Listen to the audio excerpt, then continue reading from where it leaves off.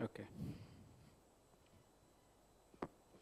Hello students, welcome to Galaxy Classes. उम्मीद है बहुत बहुत अच्छे होंगे आप लोग। और आपको टॉपिक दिख रहा है भैया यहाँ पर, कोसाइन रूल। आपको याद होगा मैंने सिमिलैरिटी जब पढ़ाई तो सिमिलैरिटी पढ़ाते टाइम साइन रूल आपको डिटेल में पढ़ा दिया था। उस पर काफ़ी सारे क्वेश्चंस भी हमने डिस्कस कर लिए थे। तो now here is the topic that is cosine rule. बहुत ही इंपॉर्टेंट रूल है, बहुत ही ज्यादा इंपॉर्टेंट रूल है। कई बारी आपको एक एंगल पता है, दो भुजाएं पता हैं, आपको तीसरी भुजा प्राप्त करने के लिए कोसाइन रूल लगाना होता है, या कई बारी एंगल फाइंड आउट करने के लिए कोसाइन रूल लगाना होता है। लेकिन बहुत बेहतरीन क्वेश्चंस यहां से बनते हैं। तो आज के सेशन में हम कोसाइन रूल को समझेंगे, कहां से आया, किन किन केसेस में हम इनको यूज करते हैं, और उसके बेसिस पे कुछ क्वेश्चंस हम यहाँ पे डिस्कस करेंगे। तो आपको इस सेशन में मजा आने वाला है। तो स्टार्ट करते हैं अपना आज का सेशन और देखते हैं क्या है कोसाइन रूल या कोज्या का नियम। तो डिटेल में आपके साथ आज के सेशन में हम ये डिस्कस करने वाले हैं। अब देखो, क्या मैंने बताया कि कई बार ऐसा होगा कि आपको दो भुजाएं पता है, उनके बीच का एंगल पता है, और आपको तीसरी भुजा की रिक्वायरमेंट है। क्वेश्चन में ऐसा कुछ पूछा गया होगा। अब ऐसे केसेस में कोसाइन रूल लगाते हैं। समझाता हूं कैसे। सबसे पहले ये रूल क्या है वो मैं समझाऊंगा, तो हम इसका डिटेल्ड प्रूफ करेंगे। मान लो कि अपने पास क्या है, एक ट्राइंगल है। इस तरीके से मैंने इसकी कुछ बना लिया nomenclature. Here it is A, this is B and this is C. इस भुजा को, इस टोटल भुजा को मैंने कितना मान लिया, स्मॉल ए, जो स्टैंडर्ड नोटेशन होता है। This is B and this is C. ठीक है। अब मैंने क्या किया, ए पॉइंट से एक परपेंडिकुलर ड्रॉ किया बी सी पर। अब मैंने क्या किया, यहां से एक परपेंडिकुलर कुछ इस तरीके से ड्रॉ कर दिया बीसी पर, और मैंने कहा ये पॉइंट डी है, और मान लो इस परपेंडिकुलर की लेंथ को मैंने क्या मान लिया, एच मान लिया। अब चूंकि अपने को ट्राइंगल का टाइप तो पता नहीं है, एबीसी में कोई रिलेशन तो पता नहीं, तो मतलब ए बी सी तीनों अलग अलग भुजाएं हैं। अगर अलग अलग भुजाएं यानी विषम बाहु त्रिभुज है अगर ये, तो एक बात तो तय है कि ये जिस पॉइंट पर काटेगा हमें नहीं पता कि वो पॉइंट क्या होगा। टाइप ऑफ ट्राइंगल डिसाइड होता तो पॉइंट पता होता, लेकिन वो पता नहीं है, तो कहीं पर भी हो सकता है। तो मैंने क्या मान लिया, इस BD को मैंने क्या मान लिया, मैंने इस पार्ट को x मान लिया, और जो ये DC हो जाएगा ये कितना हो जाएगा, ये आपका a माइनस एक्स हो जाएगा। इसमें कहीं कोई दिक्कत वाली बात नहीं होगी, सिंपल सी बात है, मानना था। अब देखो, अपने पास दो ट्राइंगल हैं, एक ट्राइंगल ये रहा और एक ट्राइंगल ये रहा। मैं क्या करता हूं, इन दोनों ट्राइंगल्स में पाइथागोरस थ्योरम लगाता हूं, और वहां से एक वैल्यू निकालता हूं, इक्वेट करता हूं। कौन सी वैल्यू, दोनों ट्राइंगल में, यानी कि ट्राइंगल ABD और ट्राइंगल ACD में कॉमन क्या दिख रहा है, H कॉमन दिख रहा है। मैं H की वैल्यू यहां से निकालता हूं। तो अगर पाइथागोरस लगाएंगे तो क्या लिखूंगा, सी स्क्वायर प्लस एक्स स्क्वायर बराबर एच स्क्वायर के, यानी एच स्क्वायर बराबर सी स्क्वायर माइनस में एक्स स्क्वायर। तो मैंने यहां पर क्या किया, एच स्क्वायर की वैल्यू रखी, which is nothing but hypotenuse का स्क्वायर माइनस में बेस का स्क्वायर, और बेस यहां पर एक्स है तो सी स्क्वायर माइनस में एक्स स्क्वायर आ जाएगा। इसमें कोई डाउट नहीं होगा, सिंपल सी बात है। आगे बढ़ो। अब मैंने ये वाला ट्राइंगल लिया, अब इसमें भी देखो ये 90 है, तो यहां पर भी अगर मैं एच स्क्वायर की वैल्यू निकालू तो हाइपोटेन्यूज स्क्वायर माइनस में बेस का स्क्वायर आ जाएगा। हाइपोटेन्यूज कितना है यहां पर, बी, तो ये हो जाएगा बी स्क्वायर, और माइनस में इस बार बेस कितना है, ए माइनस एक्स, तो ये हो जाएगा ए माइनस एक्स का होल स्क्वायर। अब चूंकि दोनों वैल्यू एच स्क्वायर की है इसलिए मैंने इनको बराबर लिख दिया है। सिंपल सी बात है, यहां तक कोई डाउट आपको नहीं होगा, एकदम सिंपल है। अब देखो क्या करना है, सिंप्लीफाई करते हैं इसको। सी स्क्वायर माइनस में x square is equal to B square minus में ए स्क्वायर, फिर आपका क्या आ जाएगा, माइनस में एक्स स्क्वायर, और देखो प्लस का क्या बनेगा, ट्वाइस ऑफ ए एक्स, क्योंकि ये माइनस यहां पे क्या बनेगा, माइनस का 2ax, और जब ब्रैकेट ओपन करेंगे तो प्लस का ट्वाइस ऑफ एक्स हो जाएगा। यहां से एक्स स्क्वायर और एक्स स्क्वायर तो कैंसिल आउट। जरा जो जो टर्म्स है इसको इधर लेके आते हैं, तो क्या बनेगा, सी स्क्वायर प्लस में क्या आ जाएगा, ए स्क्वायर, माइनस में क्या आ जाएगा, बी स्क्वायर, और बराबर किसके आ जाएगा, ट्वाइस ऑफ ए एक्स के। आई होप यहां तक कोई डाउट नहीं होगा। अब मैं एक काम करता हूं, मैंने ये वाला ट्राइंगल उठाया, ठीक है, ये वाला ट्राइंगल उठाया, और मैंने कहा दोस्त अगर मैं इस एंगल की बात करूं, इस वाले एंगल की, तो देखो कॉस बी और कॉस थीटा बराबर किसके होता है, आधार बटे में कर्ण के। तो आधार यहां पर कितना है, ये है x, और कर्ण कितना है c, तो कॉस b की वैल्यू आ जाएगी x अपॉन में c, कोई डाउट नहीं होगा। अब अगर मैं यहां से x की वैल्यू फाइंड आउट करूं तो क्या हो जाएगा, x is equal to C cos B. इसमें किसी तरह की कोई समस्या नहीं होगी, सिंपल सी बात है।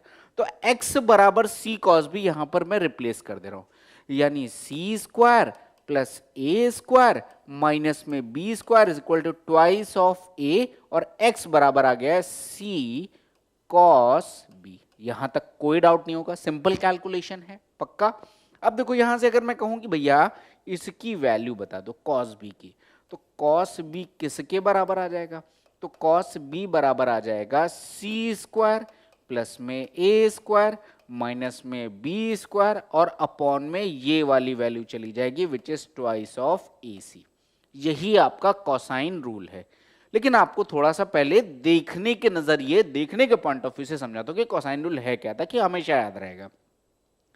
तो कुछ ये वैल्यू किसकी है, कॉस बी की, यानी इस एंगल की बात हो रही है, ठीक है। अब देखो फॉर्मूले क्या कर रहा है, सी स्क्वायर प्लस ए स्क्वायर, यानी ये एंगल जिन दो भुजाओं से मिलकर बना है उनका स्क्वायर लिया गया है। ये एंगल एक इस साइड से बना है, एक इस साइड से बना है, तो देखो सी स्क्वायर प्लस में ए स्क्वायर, यहां तक बात क्लियर। माइनस में तीसरी भुजा भी ले ली गई है, इसके सामने वाली भुजा which is B square upon में ट्वाइस ऑफ, और वही दोनों भुजाएं जिनसे मिलकर ये बना है उनका प्रोडक्ट, ये हो गया। अब जो मैं शुरुआत में कर रहा था कि इसका यूज केस क्या है वो समझना जरूरी है कि कोसाइन रूल हम क्यों पढ़े। तो देखो यूज केस ये है कि कई बार आपको दो भुजा और एक एंगल पता है। जैसे अगर मैं इसी केस में कहूं मुझे ये वाली साइड पता है, मुझे ये वाली साइड पता है, और मुझे ये एंगल पता है, और मुझसे पूछ लिया जाए कि तीसरी भुजा क्या होगी, तो अब आप कोसाइन रूल की हेल्प से डायरेक्ट तीसरी भुजा निकाल सकते हैं, क्योंकि अगर दो भुजा और उनके बीच का कोण पता है तो तीसरी भुजा निकल आएगी। कोसाइन रूल ये, क्योंकि तीनों भुजाएं यहाँ पे फॉर्मूले में आ रही हैं, एक गायब है, इधर एक कांस्टेंट वैल्यू आ जाएगी, बात बन जाएगी, अपना आ जाएगा एंगल। अब इसी लॉजिक पे घुमा फिरा के बहुत सारे क्वेश्चन पूछे जा सकते हैं। क्यों, आपको पहले वो रिलेशन में समझा दे रहा हूं कि देख लो ये बात तो क्लियर है, लेकिन यहीं पर अगर ये एंगल थीटा है, ये ए है, ये बी है, तो अभी तक जो हमने कोसाइन रूल में पढ़ा वो क्या पढ़ा कि भाई अगर दो भुजा और उनके बीच का कोण पता है तो मैं तीसरी वाली भुजा को क्या कर सकता हूं, तीसरी वाली भुजा को फाइंड आउट कर सकता हूं। लेकिन अगर आप मेरा एरिया ऑफ ट्राइंगल के वीडियो पे आपने ध्यान दिया होगा तो half A B sine theta पढ़ा हुआ है। इसका मतलब यहां से एरिया का भी एक रिलेशन निकलेगा कि आपको क्वेश्चन की कंडीशन में एरिया दे देंगे, और एरिया देने के बाद कई बार ऐसा होगा कि दो भुजा पता हो, एरिया पता हो, लेकिन एंगल ना पता हो, तो आप एंगल निकालोगे फिर तीसरी भुजा निकालोगे। समझे या नहीं समझे, मैं दोबारा समझाता हूं कि देखो यही है ज्योमेट्री की ब्यूटी कि अब प्रॉपर्टीज एमलगमेट होंगी, यानी कि एक दूसरे के साथ काम करेंगी। जैसे मैंने एक प्रॉपर्टी ये पढ़ी कि भैया ये ए है, ये बी है, ये थीटा है, तो एरिया क्या होता है 1/2 ए बी साइन थीटा, ठीक है। ये बात आपको पता है, आपने पढ़ रखी है। अब एक कंडीशन क्वेश्चन कैसे बन सकता है, यही रिलेशन आपको समझना है, क्वेश्चंस के माध्यम से हम और बेहतर तरीके से समझेंगे। अब आपको हो सकता है किसी केस में क्या दे दिया जाए, ए की वैल्यू दे दिया जाए कुछ, बी की वैल्यू दे दिया जाए कुछ, और थीटा की वैल्यू आपसे गायब कर दी जाए, यहां पर डेल्टा दे दिया जाए, एरिया दे दिया जाए, और फिर कह दे कि इस ट्राइंगल का पेरीमीटर फाइंड आउट करो। ट्राइंगल का क्या फाइंड आउट करो, पेरीमीटर फाइंड आउट करो। तो अब देखो रिलेशन कैसे दो प्रॉपर्टीज को एक साथ यूज करेंगे।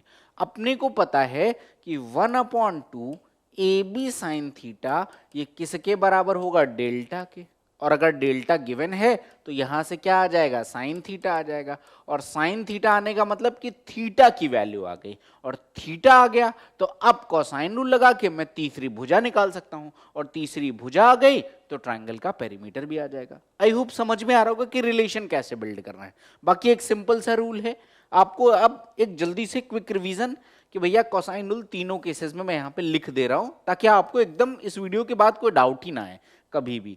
ये रहा ए, ये रहा बी, ये रहा C, this is small a, this is small b, this is small c. अगर मैं इस एंगल की बात करूंगा, यानी कि मैं कॉस ए की बात करूंगा, तो कॉस ए बराबर क्या हो जाएगा, जिन दो भुजाओं से मिलकर बना होता है, यानी बी स्क्वायर प्लस में सी स्क्वायर माइनस में सामने वाली भुजा अपॉन में ट्वाइस ऑफ बी सी। ये कॉस ए की वैल्यू आ जाएगी, कोई डाउट नहीं होगा। अगर मैं यहां से cos b की वैल्यू निकालूं तो देख लो cos b ये रहेगा, तो ये कितना बन जाएगा, this is a square plus में c स्क्वायर माइनस में बी स्क्वायर अपॉन में ट्वाइस ऑफ ए सी, ये बन जाएगा आपका cos b की वैल्यू। और अगर यहीं पर मैं cos c की वैल्यू फाइंड आउट करूं, यानी इस एंगल की बात करूं, तो ये बन जाएगा a square plus B square और c के सामने वाली भुजा which is C square upon में ट्वाइस ऑफ ए बी। यहां तक बात आई होप एकदम क्लियर होगी, कोई डाउट आपको यहां पे नहीं होना चाहिए, एकदम क्लियर है। अब इसके बेस पे हम कुछ क्वेश्चंस करेंगे ताकि इसका यूज केस आपको समझ में आए, किस तरह की क्वेश्चंस में मुझे इसको अप्लाई करना है, ये बात आपको ज्यादा बेहतर तरीके से समझ में आएगी। तो अब मैं कुछ क्वेश्चंस के माध्यम से आपको यहाँ पे समझाता हूं, ठीक है। अब जरा आगे बढ़ते हैं, कुछ क्वेश्चन देखेंगे तो आपको पूरी क्लैरिटी कोसाइन रूल की आ जाएगी। Here it is question number 1। Question number 1 क्या कहते हैं डिटेल में हम लोग समझेंगे, मेरे साथ साथ आप लोग भी ट्राई करने की कोशिश करिएगा। कह रहे हैं कि दी गई आकृति में एबीसी का क्षेत्रफल ज्ञात करो। अब देखो एरिया का आ गया फॉर्मूला, एबीसी का एरिया बताना है। अब अपने को देखो एरिया के बारे में एक फॉर्मूला पता है, this is 1/2 A B sine theta, अभी जस्ट हमने थोड़ी देर पहले डिस्कस भी किया था। मतलब अगर मेरे को x की वैल्यू पता चल जाएगी तो मैं एरिया फाइंड आउट कर लूंगा, क्योंकि एंगल मुझे यही पता है। अब देखो मैंने अभी क्या बताया था, मैंने बताया कोसाइन रूल हम कहाँ लगाते हैं। कई बार ऐसा होगा कि दो भुजा और एक एंगल पता है, आपको तीसरी भुजा निकालनी होगी, या फिर तीनों भुजाएं पता है, आपको एंगल निकालना होगा, कुछ ऐसा ही बनेगा। तो यहां पर मुझे दो भुजा और एक एंगल पता है, तीसरी भुजा मुझे फाइंड आउट करनी है, क्योंकि एरिया ऑफ ट्रायंगल तभी निकलेगा जब तक तीसरी भुजा मुझे नहीं पता होगी, मैं नहीं निकाल पाऊंगा। तो अब यहीं पर मैं लगाता हूं, अगर मैं कहूं भैया cos 120 डिग्री, कोसाइन रूल अभी जस्ट पढ़ा है वही लगाते हैं, किसके बराबर बन जाएगा। अभी मैं शुरुआत के 1-2 क्वेश्चन में हर स्टेप लिखूंगा, कुछ भी स्किप नहीं करूंगा। तो ये बनेगा, देखो ये इस भुजा और इस भुजा से मिलकर बना हुआ है, यानी क्या बन जाएगा, दिस इज 9 स्क्वायर प्लस में एक्स स्क्वायर माइनस में कितना हो जाएगा 21 का स्क्वायर अपॉन में 2 इंटू में 9 इंटू में एक्स, बोलो हाँ या ना, सिंपल सी बात है। अब कैलकुलेट करते हैं, cos 120 की वैल्यू क्या होती है, माइनस का 1/2, क्यों, cos 90 प्लस 30 यही बनेगा, और 90 प्लस 30 मैंने किसी दिन बीच में ट्रिको आपको थोड़ा बेसिक बताया था कि 90 का अगर ऑड मल्टीपल है तो चेंज होते हैं, यानी साइन कॉस में कॉस साइन में, तो cos 90 प्लस 30 का मतलब वो हो जाएगा साइन 30, और क्वाड्रेंट सेकंड है तो किसमें चेंज हो जाएगा, नेगेटिव, तो minus sine 30 which is minus का 1/2, तो ये बनेगा माइनस का 1/2, ये बराबर बन जाएगा 81 प्लस में एक्स स्क्वायर माइनस में 441 अपॉन में 2 इंटू 9 इंटू एक्स, गुणा इसलिए नहीं किया क्योंकि ये कट जाएगा। ये कितना बनेगा, ये बन जाएगा माइनस का 9x is equal to 81 plus में कितना बन जाएगा आपके पास, ये बन जाएगा एक्स स्क्वायर माइनस का 441। इसको कैलकुलेट करते हैं, एक में से एक गया 0, 44 में से 8 जाएगा 36, तो ये बन जाएगा आपके पास एक्स स्क्वायर माइनस में 360। सिंप्लीफाई करते हैं, x square plus 9x minus का 360 बराबर 0। अब 360 के फैक्टर करो, ऐसा कि क्या बन जाए, अपने को 9 मिल जाए, तो 24 और 15 मुझको एक फैक्टर दिख रहा है, तो here it is x square plus में 24x माइनस का 15x माइनस में 360 इज इक्वल टू कितना आ जाएगा 0। यहां से क्या कर लो भैया, x आप ले लो कॉमन, ये बन जाएगा x प्लस 24, यहाँ पे माइनस 15 कॉमन ले लीजिए, this is again x plus 24 बराबर किसके आ जाएगा 0, तो x माइनस 15 और x प्लस 24 ये वैल्यू बनेगी, और यहाँ से मेरा आंसर आ गया, क्या बना x माइनस 15 और ये बन जाएगा x plus 24 is equal to 0। यहाँ से हम कह सकते हैं कि x का मान मैं कितना लिख सकता हूँ 15, क्योंकि नेगेटिव साइड नहीं होगी, तो x बराबर कितना आ गया 15 आ गया। यहाँ तक कोई डाउट नहीं होगी, मैंने अभी कोई भी स्टेप स्किप नहीं किया, नहीं तो एग्जामिनेशन में ये सारी राम गाथा यहाँ पे हम नहीं लिखते, ये सारा कैलकुलेशन हम यहाँ पे नहीं करते हैं, क्लियर। अब जरा देखो, अब अपने को एरिया का पता है formula half A B sine theta, यानी कि एरिया कितना हो जाएगा 1/2, एक भुजा है 9, बी भुजा है 15 और साइन 120, साइन 120 की वैल्यू कितनी हो जाएगी √3/2 कितनी आ जाएगी, √3/2। किसी को ये बेसिक कैलकुलेशन भी ना आता हो कि भैया साइन की वैल्यूज कैसे निकालते हैं, तो कमेंट में लिखना, आई लेट यू नो, मैं डिटेल में बता दूंगा। तो ये आ जाएगा √3/2, कोई डाउट नहीं होगा इसमें। अब देखो कुछ नहीं करना, सिंपल है भैया, 15 9 135, तो ये आ जाएगा 135 √3/4, ये आपका एरिया ऑफ ट्राइंगल आ जाएगा। ऑप्शन देखो 135 √3/4, option number A is the correct answer. तो मैंने कहा ना, 2 ही 3 टाइप के यहां पर क्वेश्चन बनते हैं, घुमा फिरा के उसको कैसे भी पूछा जाएगा। घुमा फिराने का मतलब अल्टीमेटली लॉजिक यह है कि 2 भुजा, एक एंगल पता है, तीसरी भुजा निकालनी है, या फिर तीनों भुजाएं पता है, एंगल निकालना है, घूम फिर के इसी के इर्द गिर्द घूमेंगे। लेकिन पूछने का तरीका अलग अलग होगा, वो क्वेश्चंस के माध्यम से आपको समझ में आएगा। ये क्वेश्चन एकदम क्लियर है, सिंपल सा क्वेश्चन था, आंसर आपका ऑप्शन नंबर ए आ गया। आई होप कोई डाउट आपको नहीं होना चाहिए। बढ़ता हूं मैं अगले प्रश्न की तरफ, और बेहतर तरीके से आपको समझ में आएंगे ये पूरे concept. Here it is question number 2। Question number 2 पे क्या कहते हैं जरा देखो, दी गई आकृति में AC का मान ज्ञात कीजिए। अब क्या कह रहा है, AC की वैल्यू, कोई दिक्कत नहीं है। अब देखो ध्यान क्या देना भैया, अपने को एक भुजा ये पता है, ये नीचे की BC भुजा टोटल आपको दे रखी है 1 + √3 सेंटीमीटर, कुल मिला के कोर कैलकुलेशन है। इस क्वेश्चन में भी कुछ नहीं है, थोड़ा रूट में वैल्यू, इसलिए मैं सॉल्व कर दे रहा हूं। अगर अगला ऐसा कोई क्वेश्चन आएगा तो that will be homework for you. तो कैसे करेंगे, अब देख लो यहां पर cos 60 हम लगाएंगे, मैं डायरेक्ट लिख रहा हूं। अब cos 60 की वैल्यू 1/2 होती है, तो मैंने लिखा 1/2, ये बराबर, अब ये कोण इस भुजा और इस भुजा से मिलकर बना है, तो इन दोनों के वर्गों का योगफल लेंगे। तो 2 का स्क्वायर यानी कि 4, प्लस में 1 + √3 का होल स्क्वायर यानी 1 + 3 प्लस में 2√3, ये आ जाएगा। और माइनस में कितना आ जाएगा, माइनस में तीसरी भुजा का वर्ग यानी कि x², और अपॉन में कितना आ जाएगा आपके पास, अपॉन में आ जाएगा कितना, ये देख लो भैया, 2 इंटू में 2 इंटू में 1 प्लस में √3। अपने को यही सॉल्व करके आंसर निकालना है x का। देखो 2 से तो 2 कैंसिल आउट, ये बन जाएगा 2 प्लस में 2 √3, ये बराबर बन जाएगा 4 1 5 3 8, 8 प्लस में 2 √3 माइनस में x², ये और ये कट गया। अब यहां से अगर मैं x² लेके आऊं इधर, तो ये बन जाएगा 6 के, तो x की वैल्यू आ जाएगी √6। नेगेटिव इसलिए नहीं ले रहे हैं क्योंकि भैया भुजाएं नेगेटिव नहीं होती हैं। तो x का मान कितना आ गया, √6। Option number D is the correct answer. आपसे AC की वैल्यू पूछी गई थी, तो क्वेश्चन में कुछ नया नहीं था, डायरेक्ट क्वेश्चन था। आपको अगर कोसाइन रूल आता है तो आप कर लोगे। लॉजिक बार बार वही रिपीट कर रहा हूं कि 2 भुजा एक एंगल पता है, तीसरी भुजा निकाल लोगे। अब कई बार तीसरी ना भुजा पूछ के वो परिमाप पूछ लेगा, कई बार वो कह सकता है कि तीसरी भुजा पे एक वर्ग निर्मित कर दिया, वर्ग का क्षेत्रफल बता दो। घूम फिर के बात वही होगी कि वो साइड आपने फाइंड आउट करनी है, that's it. I hope clear होगा, कोई डाउट नहीं होगा। बढ़ता हूं अगले प्रश्न की तरफ और देखता हूं क्या है हमारा अगला क्वेश्चन। देखो अब क्या कह रहा है अगला question, here it is question number 3। Question number 3 क्या कह रहे हैं, दी गई आकृति में AB बराबर AC बराबर 8 centimetre, AB is equal to AC, यानी कि ये भुजा और ये भुजा आपस में बराबर हैं। This is 8 centimetre, this one is also 8 centimetre, बहुत अच्छी बात है।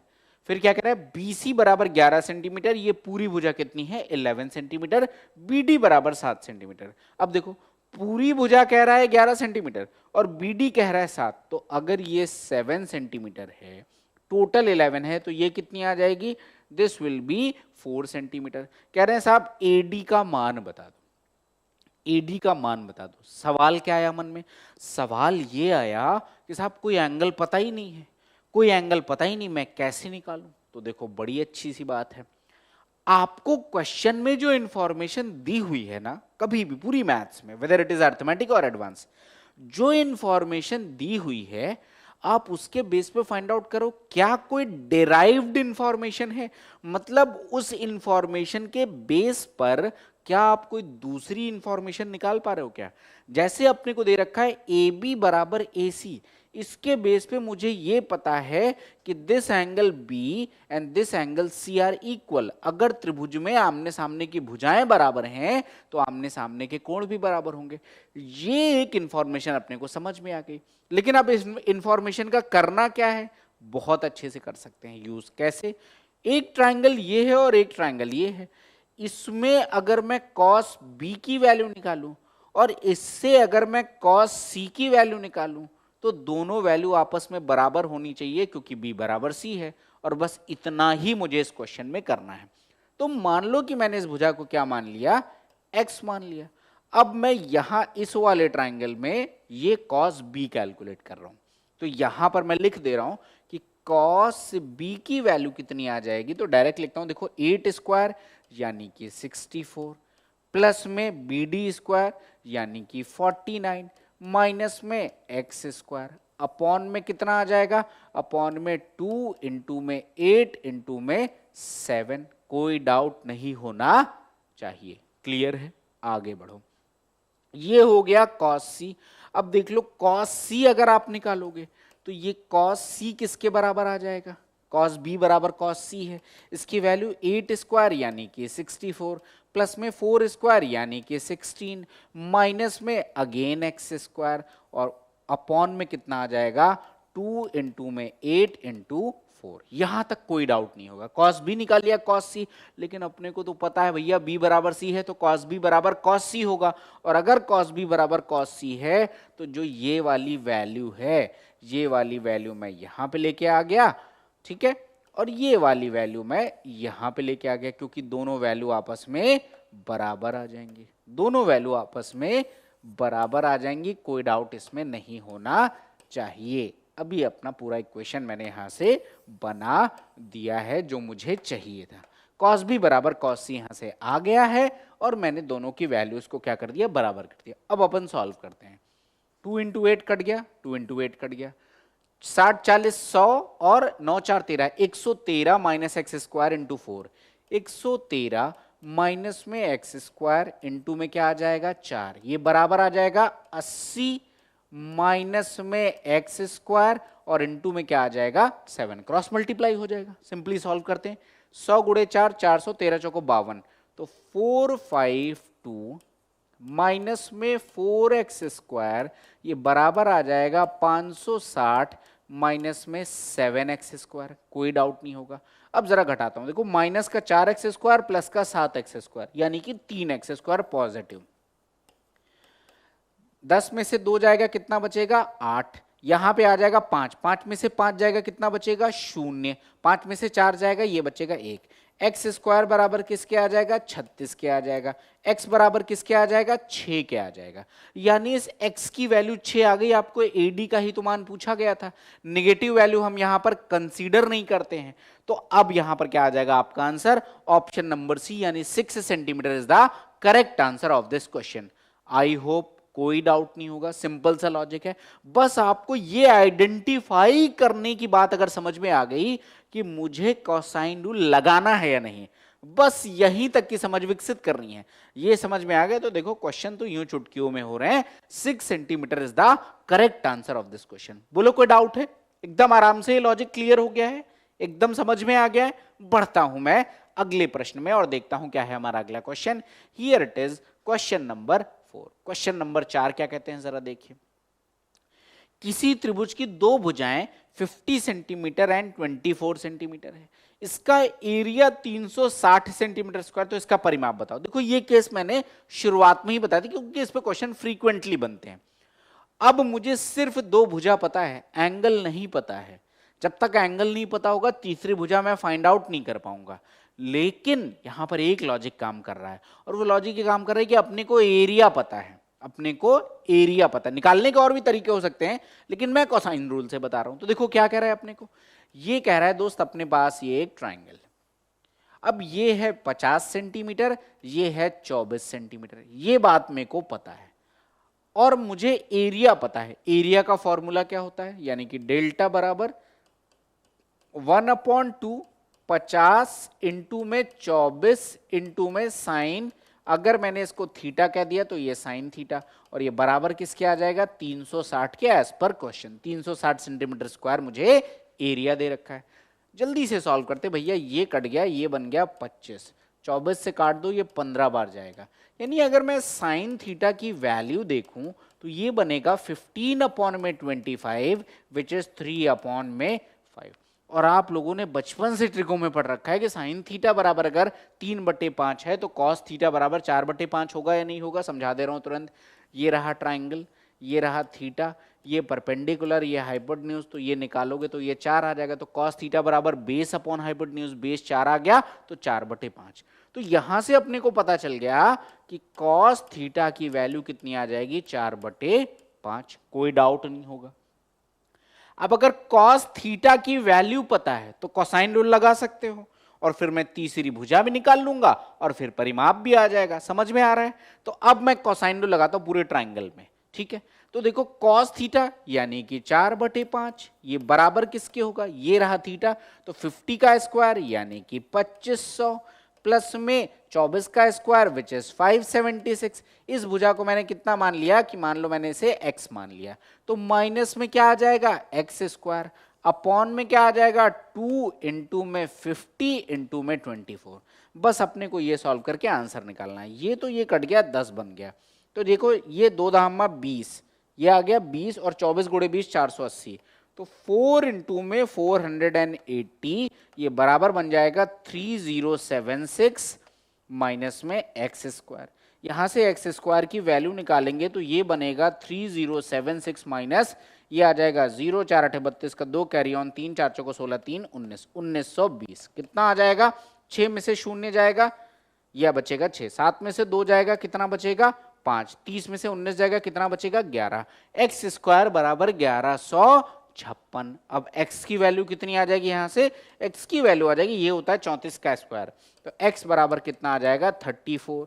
निगेटिव नहीं लिया जाएगा, यानी तीसरी भुजा अपने को पता चल गई 34। पूछा क्या गया है, परिमाप, तो परिमाप आ जाएगा 50 प्लस में 24 और तीसरी भुजा मैंने निकाली है 34, तो 50 20 70 30 100 और 8 108 सेंटीमीटर मेरा पेरीमीटर होगा। Option number B is the correct answer.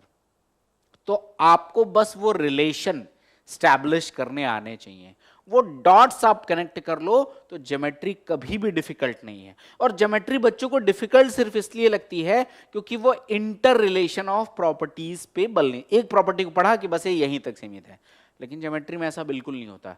उसका यूज केस कई जगह आएगा और यही समझ आपको विकसित करनी है। आई होप बात क्लियर होगी। क्वेश्चन अच्छा था, समझ में आ गया होगा, कोई डाउट आपको नहीं होना चाहिए। बढ़ता हूं मैं अगले प्रश्न की तरफ। Here it is question number 5। Question number 5 क्या कहते हैं, here it is question number 5। किसी त्रिभुज में दो बड़ी भुजाओं की लंबाई 15 सेंटीमीटर और 13 सेंटीमीटर है, उसके कोण समांतर श्रेणी में है, उसकी बची हुई भुजा की लंबाई हो सकती है, सर्टेन नहीं कह सकते लेकिन हो सकती है। अब देखो दो तीन चीजें हैं, एक बेसिक फैक्ट आपको बताता हूं। किसी त्रिभुज में दो बड़ी भुजाओं की लंबाई 15 और 13 है और उसके कोण समांतर श्रेणी में है। आगे बढ़ने से पहले पहले कुछ लॉजिक आपको समझा दे रहा हूं मैं। ट्राइंगल है अपने पास और अगर ये क्या है, समांतर श्रेणी में है, ठीक है। एक पेयर जो बहुत ज्यादा फेमस है जो समांतर श्रेणी में होता है, विच इज 30 60 एंड 90। ये कैसा है, समांतर श्रेणी में, लेकिन अपने को पता नहीं कि बात बनेगी नहीं। तो अब समांतर श्रेणी का क्या लॉजिक है, समांतर श्रेणी का लॉजिक भाई बड़ा सिंपल सा है। एक तरीका क्या हो सकता है कि देख लो, ये एंगल थीटा है, ये थीटा प्लस डी है और ये क्या आ जाएगा थीटा माइनस डी। क्या ये समांतर श्रेणी में है? भाई तीनों में अंतर कितने कितने का है, डी का है। जब भी 3 पद मानने हो 5 पद मानने हो ऐसे ही मानने चाहिए। तो अगर मैं तीनों का योगफल निकालूंगा तो बराबर किसके आ जाएगा, 180 के। डी तो कट जाएगा, 3 थीटा बराबर किसके आ जाएगा 180, क्योंकि डी तो आपका कट जाएगा। तो थीटा की वैल्यू कितनी आ गई आपके पास, 60 डिग्री। मैं ये बात लिख सकता हूँ, ये बात मैं लिख सकता हूँ, कोई डाउट इसमें नहीं होना चाहिए। अब देखो चाहे कैसा भी कंडीशन बनाओ, क्योंकि 59 60 61 भी एपी में ही आएंगे, लेकिन मुझे एक बात समझ आ रही है कि डी की वैल्यू पे ये सारी बातें डिसाइड हो रही हैं कि डी क्या आएगा, ठीक है। लेकिन एक बात तो तय है कि एक एंगल 60 होना है। अगर मुझे एपी में एंगल्स बनाने हैं, समांतर श्रेणी में बनाने हैं, तो एक एंगल तो 60 आएगा ही आएगा। एक एंगल ये वाला 60 से छोटा होगा और ये वाला एंगल 60 से बड़ा होगा। ये बात मैं कह सकता हूं, बोलो हाँ या ना। इस बात को तो कह सकता हूं, इसमें कोई डाउट नहीं है। बस इसी लॉजिक को मुझे समझना है कि मतलब अगर कोई ट्राइंगल है और इस ट्राइंगल के तीनों कोण समांतर श्रेणी में है, जिसमें एक एंगल 60 है, तो दूसरा 60 प्लस समथिंग होगा और ये कितना आ जाएगा 60 माइनस समथिंग होगा, या कह दो 60 प्लस डी 60 माइनस डी, जैसे भी मान लो, कोई दिक्कत इसमें तो नहीं होगी। ये बात तो समझ आ रही होगी। अब ये बात समझ में आती है तो मैं जरा क्वेश्चन की तरफ चलता हूं, मैं पूरा डिटेल में आपको समझाऊंगा कि देखो दोस्त, मैंने इस ट्राइंगल के 3 एंगल माने हैं। मैंने कहा ये एंगल थीटा है, ये एंगल थीटा प्लस डी है और ये एंगल थीटा माइनस डी है। अब ये तीनों कैसे हो गए भैया? समांतर श्रेणी में हो गए, क्योंकि एपी की बेसिक डेफिनेशन क्या है? सारे पदों का अंतर कांस्टेंट होना चाहिए। तो अब अगर मैंने जैसा अभी सॉल्व किया कि भैया यहां से 3 थीटा बराबर 180, तो थीटा बराबर कितना आ जाएगा 60 डिग्री। तो ये 60 प्लस डी होगा, 60 माइनस डी होगा, ये बात तो तय है। अब मैं इसी बात को लेकर चलता हूं कि अगर ये रहा अपने पास ट्राइंगल, मैंने कहा ये एंगल दोस्त 60 डिग्री है, ये क्या है 60 प्लस डी है। अब क्या होगा मुझे नहीं पता और मुझे जानना भी नहीं है, ये हो जाएगा 60 माइनस डी। अब जरा क्वेश्चन पे फोकस करते हैं।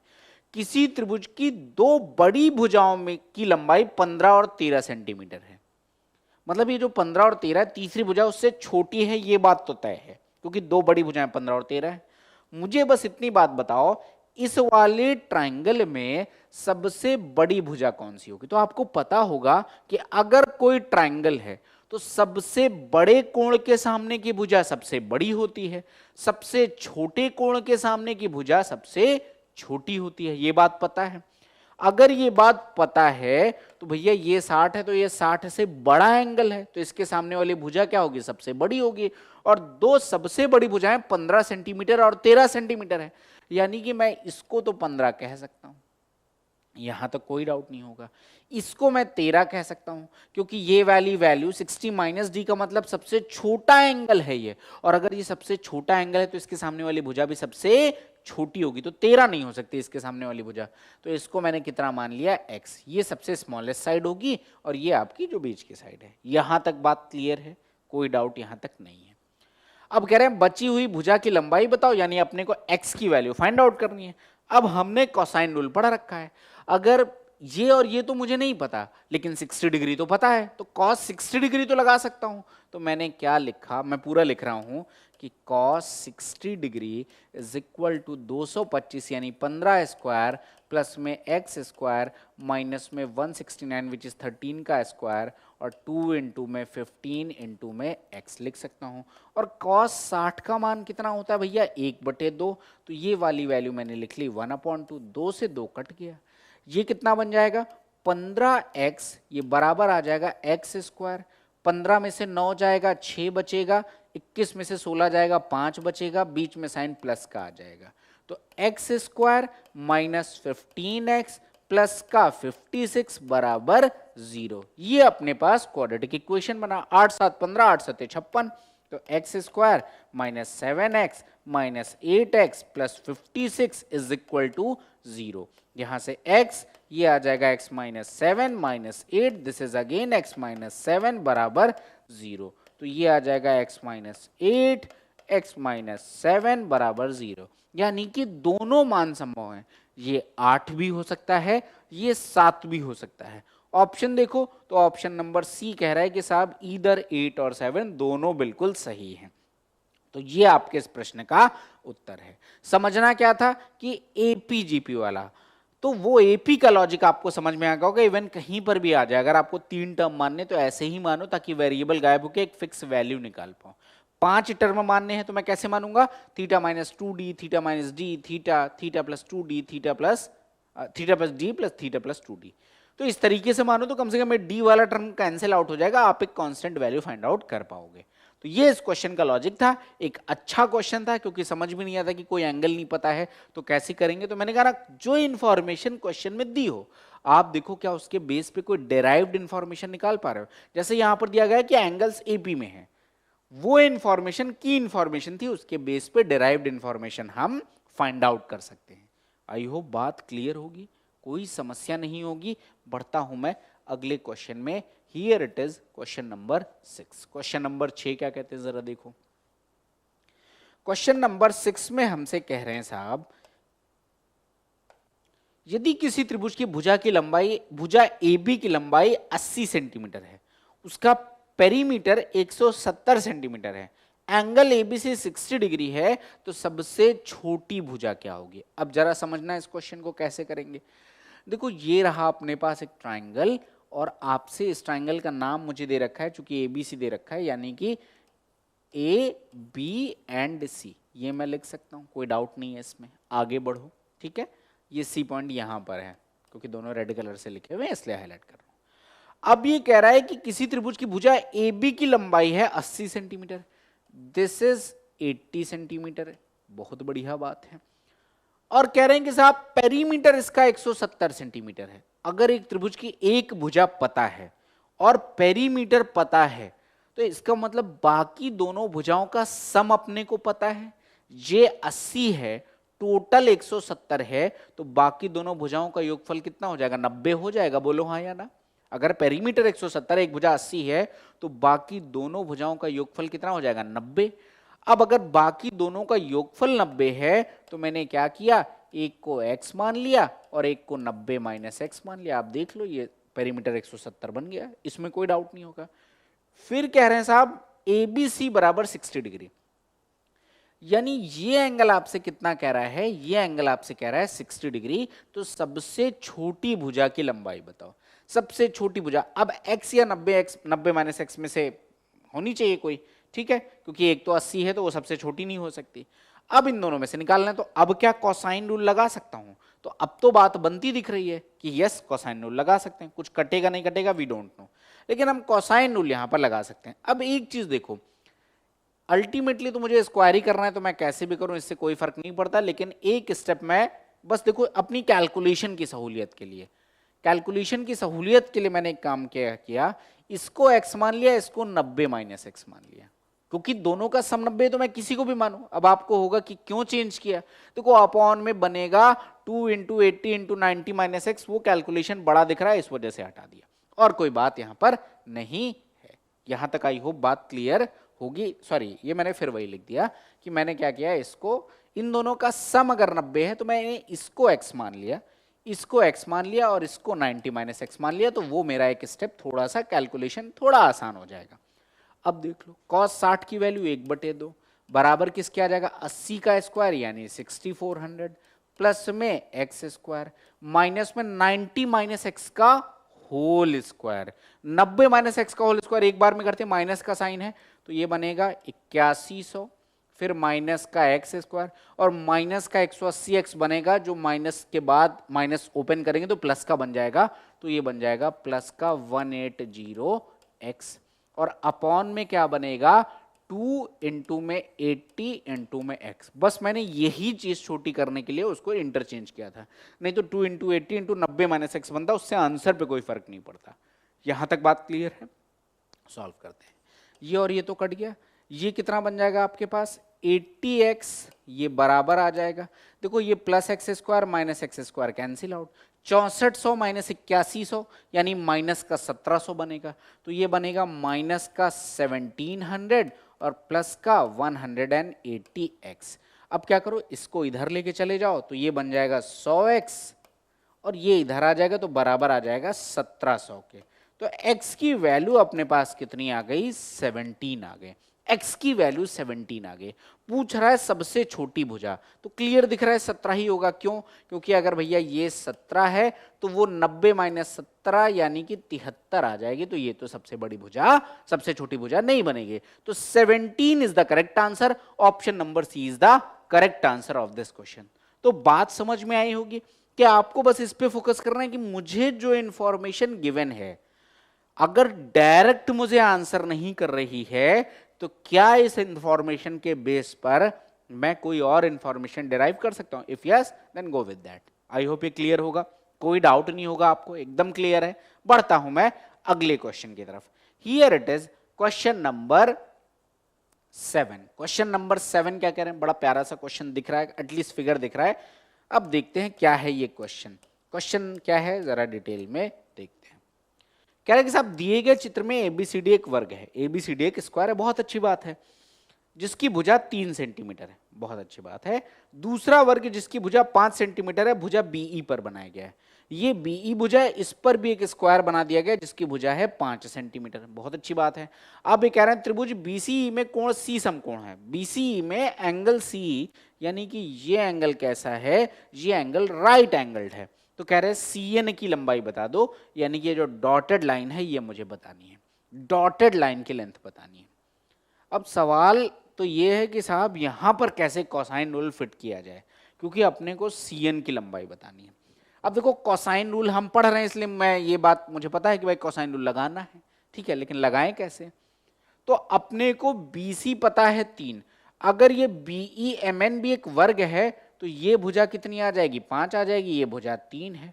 तो अगर मैं कौन सा ट्राइंगल देखूं, ये वाला ट्राइंगल देखूं, अब जरा आप ध्यान से देखिएगा, अगर मैं ये वाला ट्राइंगल देखूं तो इस ट्राइंगल में अपने को ये भुजा कैसी दिख रही है, इस ट्राइंगल में अपने को ये भुजा, ये डॉटेड लाइन है, ये मुझे फाइंड आउट करनी है सीएन। लेकिन इस ट्राइंगल में ये भुजा पता है, ये भुजा पता है, बीच का एंगल पता नहीं है, देखते हैं फाइंड आउट कर पाएंगे कि नहीं कर पाएंगे। तो मैं कोसाइन रूल लगा सकता हूं, जितना मैंने पढ़ा है उसके बेस पे ये बात मैं कह रहा हूं, ठीक है। अब जरा कोशिश करता हूं मैं यहाँ पर थोड़ा सा, ये देखते हैं। अब देखो अगर दोस्त ये वर्ग है तो ये एंगल तो 90 है, इसमें कोई डाउट नहीं है। अगर ये वर्ग है तो एंगल कितना है, 90। ये एंगल अपने को नहीं पता, ये एंगल अपने को नहीं पता, मैंने मान लिया ये थीटा है, ये मान लिया कि मैंने थीटा है। अब अगर ट्राइंगल बी एन सी में, ध्यान से देखना, ट्राइंगल बी एन सी, इस ट्राइंगल में मैं कोसाइन रूल जो मैंने पढ़ा है मैं लगाता हूं। तो अगर मैं इस ट्राइंगल में कोसाइन रूल लगाता हूं तो कितना बनेगा, देखो दोस्त, ये है 90 और ये है थीटा, तो कितना बनेगा, कॉस 90 प्लस थीटा। तो मैंने लिख लिया, here it is cos 90 plus theta. ये बराबर किसके हो जाएगा, एक तरफ की भुजा 5 है तो 5 का स्क्वायर 25, दूसरी तरफ की भुजा 3 है तो 3 का स्क्वायर 9, माइनस में सीएन है, सीएन को मान लो कि मैं एक्स मान ले रहा हूं, सीएन क्या है अपने पास, एक्स, जो मुझे फाइंड आउट करना है। तो माइनस में एक्स स्क्वायर अपॉन में कितना आ जाएगा, 2 इंटू में 5 इंटू में 3। यहां तक तो बात बन गई, लेकिन इससे कोई सोल्यूशन नहीं निकला, क्योंकि 90 प्लस थीटा, जब तक थीटा नहीं पता होगा बात नहीं बनेगी, कोई दिक्कत नहीं है। मुझे एक सिंपल सी बात बताओ, कॉस 90 प्लस थीटा होता किसके बराबर है? तो cos 90 plus theta minus sine theta के बराबर होता है। अगर ये बात नहीं पता है तो कमेंट में लिखना, मैं ट्रिगो का भी 1-2 वीडियो बना दूंगा, ठीक है। तो कॉस 90 प्लस थीटा होता है माइनस का साइन थीटा, तो ये हो गई वैल्यू माइनस का साइन थीटा। और ये बराबर किसके हो जाएगा, 25 प्लस 9 यानी कि 34, माइनस में एक्स स्क्वायर अपॉन में 2 पंचे 10 इंटू 3 30 आ जाएगा। यहां तक बात बन गई, लेकिन सोल्यूशन अभी भी नहीं निकला, कोई दिक्कत नहीं है। अब जरा मैं ये वाली कहानी को थोड़ा सा डिलीट करता हूं, एक दूसरा ट्राइंगल आपको दिखाता हूं। अब देखो दोस्त, ये वाला ट्राइंगल जरा आप फोकस करो, दैट इज बीसीई। ये वाला ट्राइंगल जो है बीसीई, इस बीसीई में आपको क्वेश्चन में कह रहा है ये 90 डिग्री है, ये 3 है, ये 5 है, तो ये कितना आ जाएगा, 4 आ जाएगा, 3 4 5 ट्रिपलेट होता है। ये एंगल थीटा ही तो दिक्कत कर रहा है अपने को। तो अगर मैं इस वाले ट्राइंगल में यानी बीसीई में साइन थीटा की बात करूं, क्योंकि यहां पर साइन थीटा है, तो अगर मैं इस ट्राइंगल में कहूं कि साहब साइन थीटा किसके बराबर है, तो परपेंडिकुलर अपॉन में हाइपोटेन्यूज, इस थीटा के लिए परपेंडिकुलर कितना है, 4, हाइपोटेन्यूज कितना है, 5, तो ये वैल्यू आ जाएगी 4/5, बात बन गई। माइनस साइन थीटा का मतलब माइनस का 4/5, ये बराबर आ जाएगा 34 माइनस में एक्स स्क्वायर अपॉन में क्या हो जाएगा 30।